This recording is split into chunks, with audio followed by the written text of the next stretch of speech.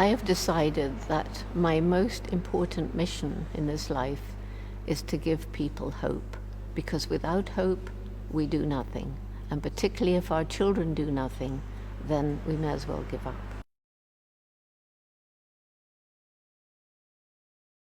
I think about the future. I talk to young people. They tell me, we don't really care anymore because you've harmed our future and there's nothing we can do about it. And it makes me feel angry or desperate, really, because we have harmed the future for all the children. But is it too late? And I believe we have a window of time, and if we want to climb out of the pit that we've dug, we all have to get together and try and find the right way ahead. And we've got to do it now. And so for me, I get a great sense of urgency, which is why I'm traveling like this, even though I'm 80 years old. It's very important for me because of the future.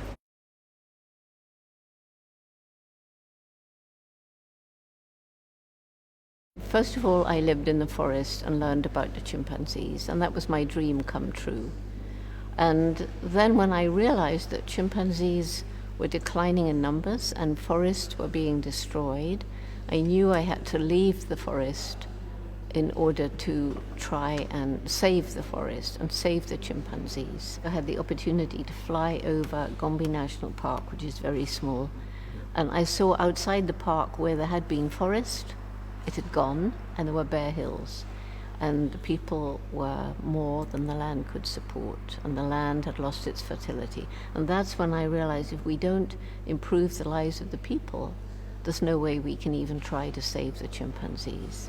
So we began a program to help the people, first of all in the villages around Gombe, to improve their lives in ways that they suggested. We didn't go and tell them. We listened, and we had a team of Tanzanians. And this program worked so well that the original 12 villages, we now work in 52, and the people have come to trust us to realize that saving the environment for the chimpanzees is saving it for their own children and their own future. And so they have set aside land for forest reserve around the national park so that within 10 years, the trees were back, and some of them were over 20 foot high. And we've replicated that program in 5 other African countries. So many trees are coming back. Many villages have better lives than they had before. And our Roots and Shoots program for young people is in all those villages. And because of that, because those young people are linked up with youth in the developed world, there's an exchange of information, and so we're growing citizens of the future who understand the problems, both of poverty and overconsumption. That's led to my traveling around the world 300 days a year to try and wake people up as to what we're doing to the planet. We're destroying the planet. I think most people look at all the problems and they just feel helpless. They don't know what to do. They care, but because they don't know what to do, they do nothing. And I've been very fortunate in working with young people. We have a program for young people from kindergarten through university about making the world a better place, choosing projects to make things better for people, for animals, for the environment. And so everywhere I go, all of these 136 countries where Roots and Shoots exists, there are young people with shining eyes wanting to tell Dr. Jane what they've been doing to make this a better world. We've got 150,000 groups around the world of our young people. But when you look at the billions of human beings on the planet, there's a way lot further to go. And the percentage of people who don't do anything is much higher than the percentage of people who actually are out there taking action. And we have to fight corruption. We have to fight the tremendous economic power of the big multinationals who actually own the governments, who own very often the media. So it's a huge fight, but you have to remember, David beat Goliath. Well, the perspective for the future is that people begin to understand that what they do each day does make a difference. And that if we start thinking about the consequences of the little choices we make, what do we eat? Where did it come from? Did it result in animal suffering? Was it sweat labor from children in a far-off country? Could we have got it nearer so it was less expensive in using petrol? All of these little choices we make by themselves are nothing. But when we multiply them by 1 million and then 1 billion and then a couple of billion, you start to see the kind of change that we must have. The biggest difference between us and chimpanzees and other animals is this explosive development of our intellect. And we can do amazing things, like we had people walking on the moon.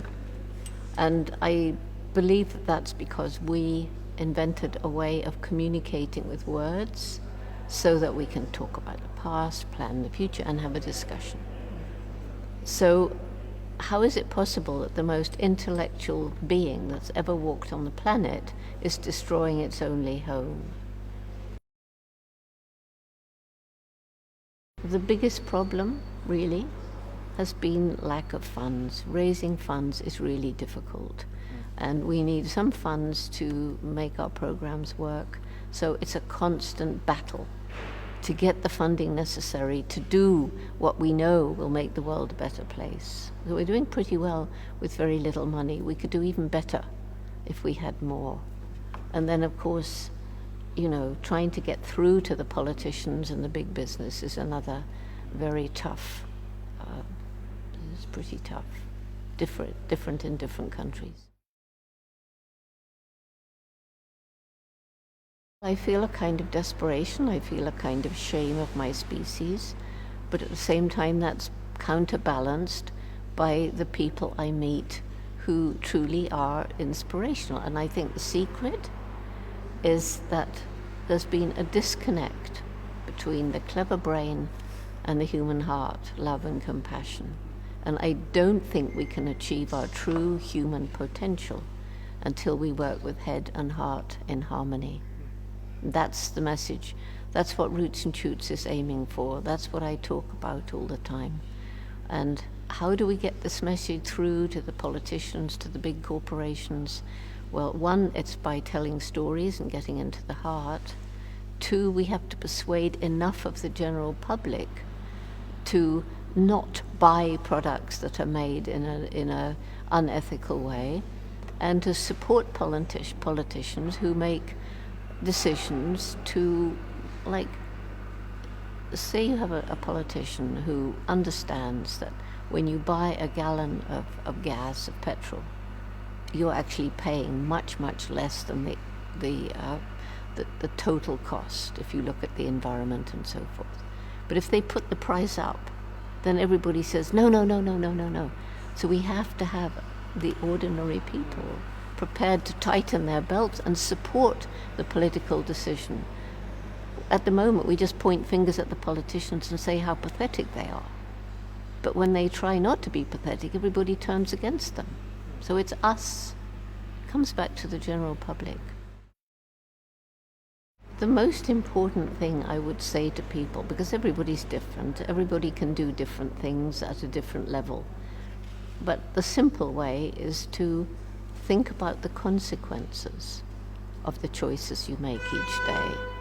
And they can be very major choices, made by big business that's making a choice that will affect millions of people, or it can just be, what am I going to buy? Where does it come from? But also, do I need it? Do I need this thing I'm about to buy? Because there's so much waste, and our Western society is so incredibly unsustainable. But just thinking about the consequences means that people change.